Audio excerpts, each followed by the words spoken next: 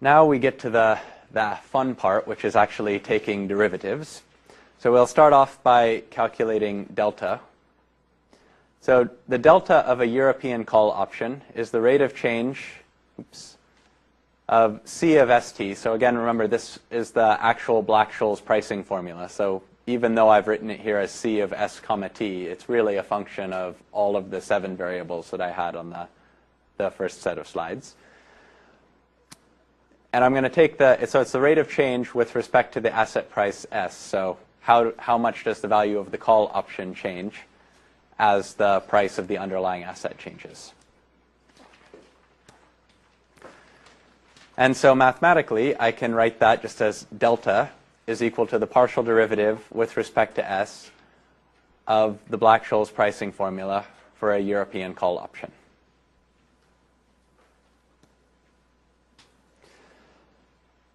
And so this is the pricing formula for a European call option that I had in the first set of slides. And I'm just going to go ahead and start using the rules we've been developing earlier in this course to start taking the derivative here. So the first thing I'll notice is that the pricing formula has 2 terms. So I can use the linearity property of the derivative to write this as so this is a sum essentially. And so the derivative of a sum is the sum of the derivatives. And then I'm also in this one step going to combine the scaling property. So when I'm taking the derivative with respect to S, so I'm taking a partial derivative with respect to S, anything that isn't a function of S I can treat as a constant, and any constant I can move across the derivative operator. So in the first case here, this part, the e to the minus qt minus t, that doesn't depend on S, so I'm going to take that out, and I end up with e to the minus qt minus t times the partial derivative with respect to S of the product S times capital Phi of d plus. And on the right-hand side, I'm going to do the same thing, except here I have 2 parts that don't depend on S, so I can take those across the derivative operator. So I have minus k e to the minus rt minus t times the partial derivative with respect to S of Phi of d minus.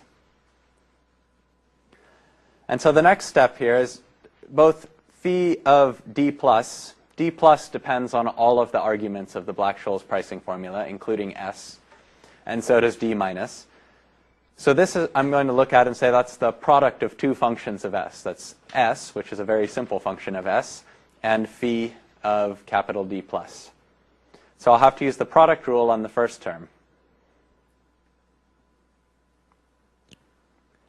And so the product rule says if I have the product of 2 functions, I take the derivative of the first function times the second function. So that gives me just a capital Phi of d plus the first function, S, so this S comes from right here, times the derivative of the second function, so times the derivative with respect to S of capital Phi of d plus.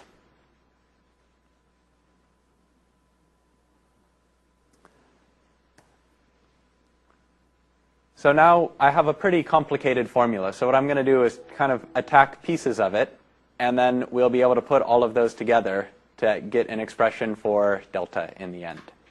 So the first thing I'm going to look at are we have these partial derivatives with respect to S of Phi of, and so I've used this plus minus sign here just because these functions are very similar. So quite often when I take derivatives of that, I'm going to get the same answer. If not, I'll put a plus minus in where it's important, and then if I'm just talking about d plus, you think of this as a plus. If I'm talking about d minus, you think about this as a minus. So the chain rule says that if I want to take the derivative of capital Phi of d plus with respect to S, that's going to be equal to the derivative with respect to its argument, so with respect to this d plus or minus, of Phi of d plus or minus, times the partial derivative of d with respect to S.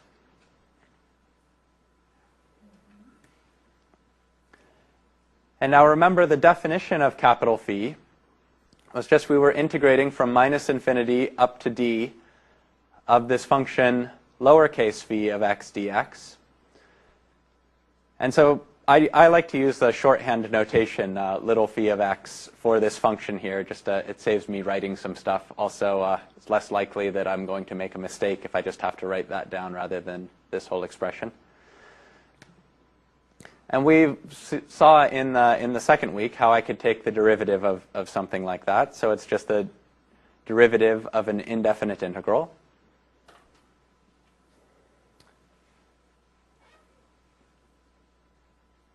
And so again, I'm doing the same calculation 2 times. So it's either I'm treating it as phi of x or I'm treating it as the actual expression for that function. And then when I evaluate these, it turns out that the derivative is just lowercase phi of either d plus or d minus. And then that has this functional form on the right-hand side here. So that gets me this part, the partial derivative of capital phi with respect to s. So what I have so far, I have this expression for delta. And then we just evaluated this thing here and this thing here. So I have this expression for the derivative of capital phi. And I still need this part here, so the partial derivative of d plus or minus with respect to s.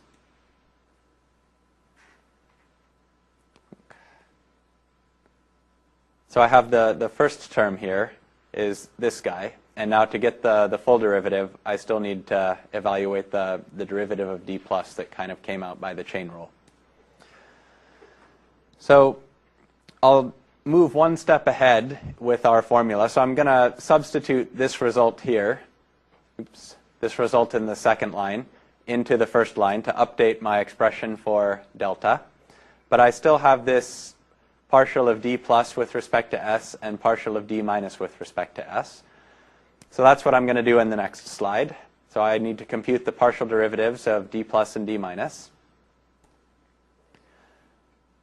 So remember from the first set of slides, I said I gave definitions for what d plus and minus looked like. And so now I can write them as just one formula using this plus minus notation. So the only difference between d plus and d minus was this plus or minus sign here. So I've just replaced it with this little placeholder. And now I want to take the derivative of this with respect to s.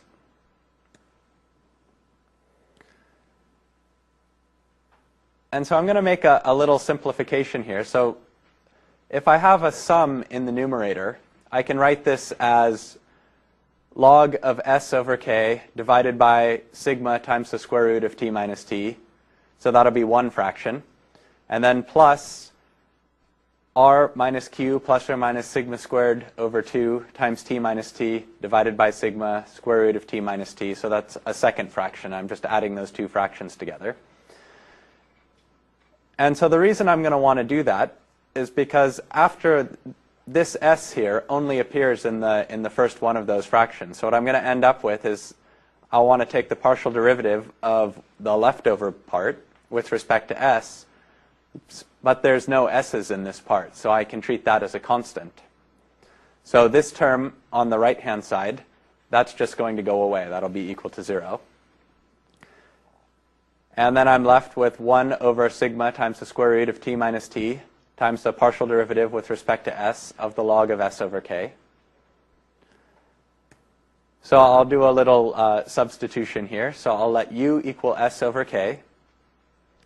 Then I can rewrite this here as the partial derivative of, with respect to s, of log of u.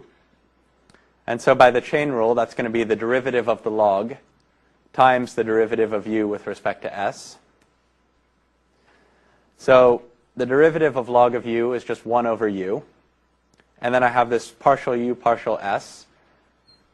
And I'm going to calculate that just by taking the partial derivative with respect to s of u here.